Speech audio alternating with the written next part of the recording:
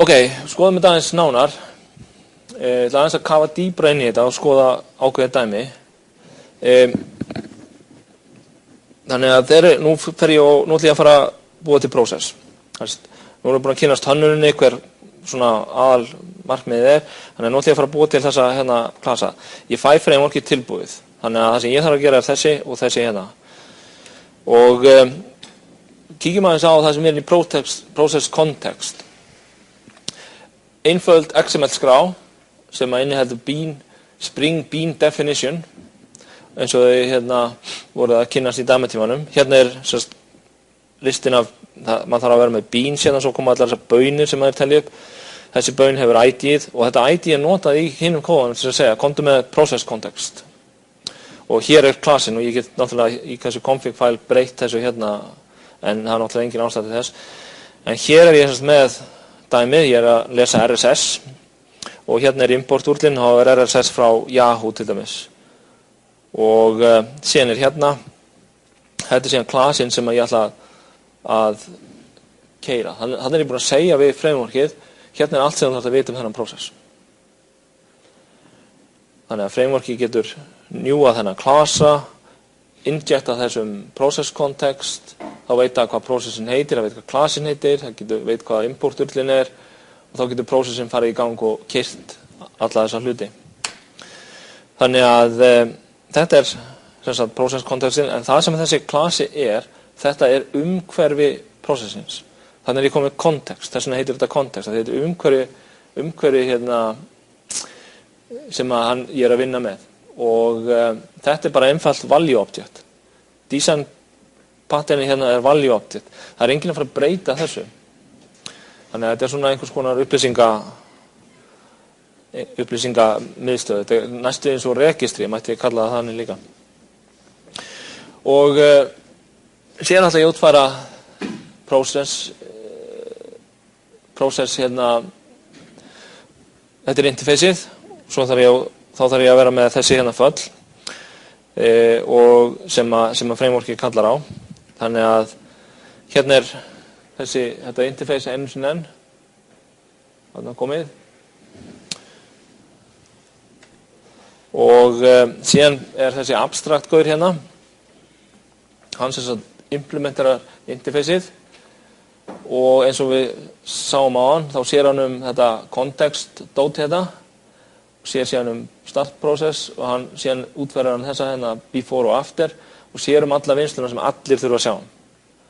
En hann er abstrakt og eina sem hann útfærir ekki er þessi start hérna, því að það þurfa allir að gera það hvort þið er.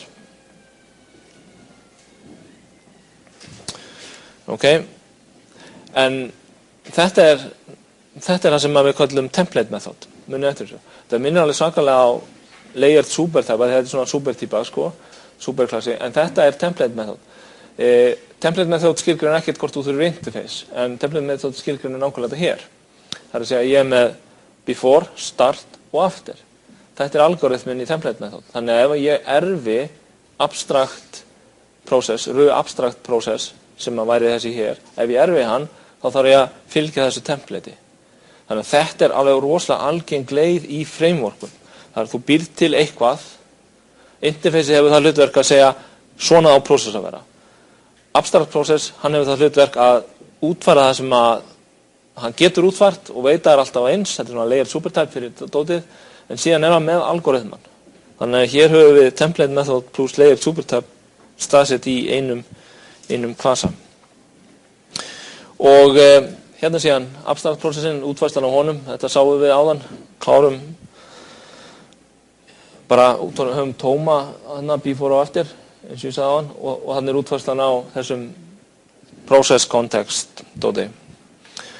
Nú síðan er það faktorian, þar hrúast inn fleiri method, eins og til design pattern segi ég, eins og til dæmis plugin og factory munstrið og það er svo sem þið þekkið þetta, við erum búin að skoða þetta oft áður, þetta er sama og við höfum séð áður, bara hleð inn klasanum hérna, en það er eitt í þessu sem er mjög áhugavert. Í hliðinu hérna, þetta er bara mjög einfalt að skilja, þetta er bara for name hérna gamla góða, en síðan kemur eitthvað magic shit hérna, sko. bara set process context og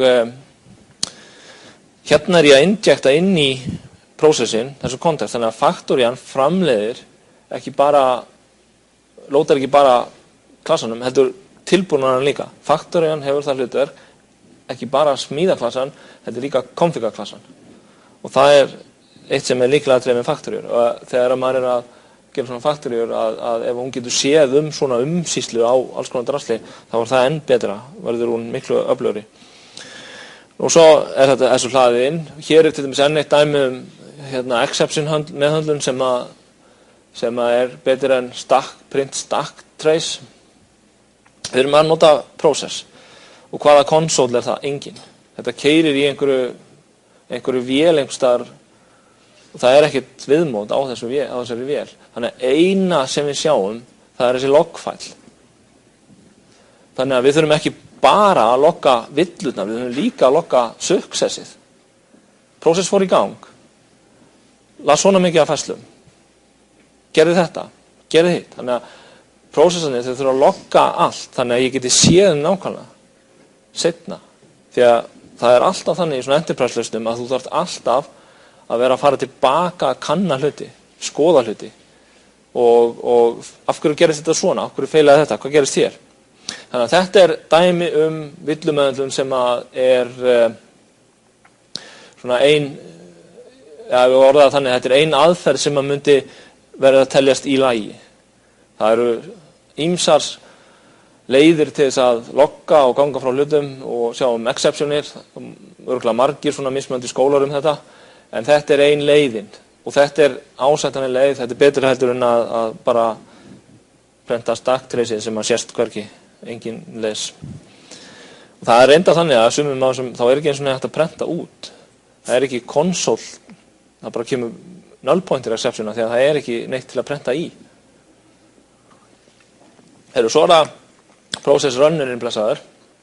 Það hann sem assemblerinn, hann glúar allt saman, munið eftir assemblerinn sem við talaðum, client assembler, þetta þetta gaurinn sem stýrir. Og þetta í raun og veru stýreining, þannig að ef það eitthvað sem klikkar í exception meðhöndlun einhvers staðar í einhverjum undirklössum, þá ætti þessi að sjá að laga eða gera eitthvað. Það þessi sem ræður. Því hann setur hlutin í gang og það reporta allir til hans.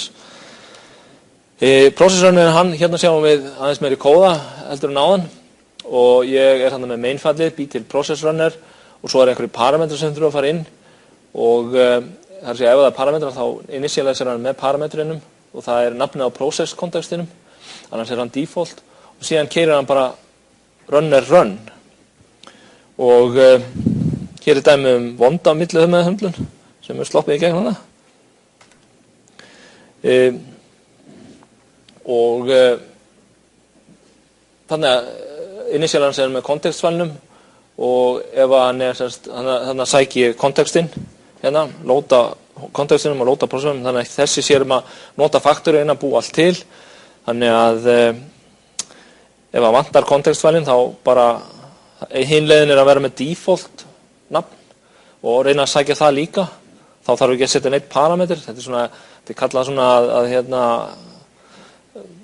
convention over configuration það mjög skemmtilegur stíl en hérna ég með skilda að sér kontekstfæll og ef hann ekki þá bara lokka ég severe og kasta þessu upp og þá sem grípur þetta hann ætti að raun og veru bara hætta annars bara leiði ég þessu inn og sæki processin og síðan þegar það kallað á runfallið þá keyri ég bara before start og after í raun og veru mjög einfalt.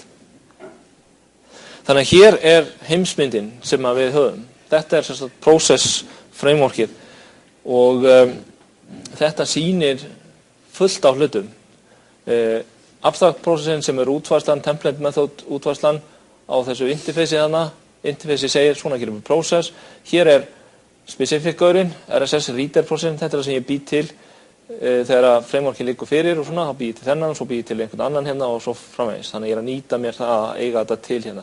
Kontekstin þarna, faktorinn þarna, þetta hérna einhver svona layered supertype faktoría, þannig að það allar faktoríur þurfa að gera það sama basically, þannig að ég get þá bara sett virkni þarinn og látið síðan þennan hérna losna við að vera með það sama, svona layer supertype.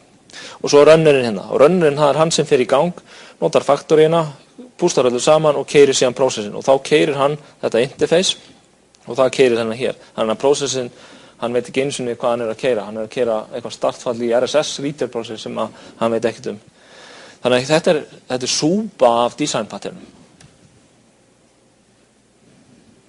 Í ekki nema smá kóða eins og þetta. Og þessi kóð er ekki stór. Process context er svona einhvers konar value object eða data transfer object. Data transfer object er kannski meira svona til að flytja gögn á milli, þannig að kannski ætti þetta að vera value object. Þetta er layer supertype, þetta er factory auðvitað, þetta er plugin, template method og layer supertype og dependency injection er notað hérna. Þannig að þetta er ágæti súpa af design patternum. Heyrðu, ekki að taka break núna?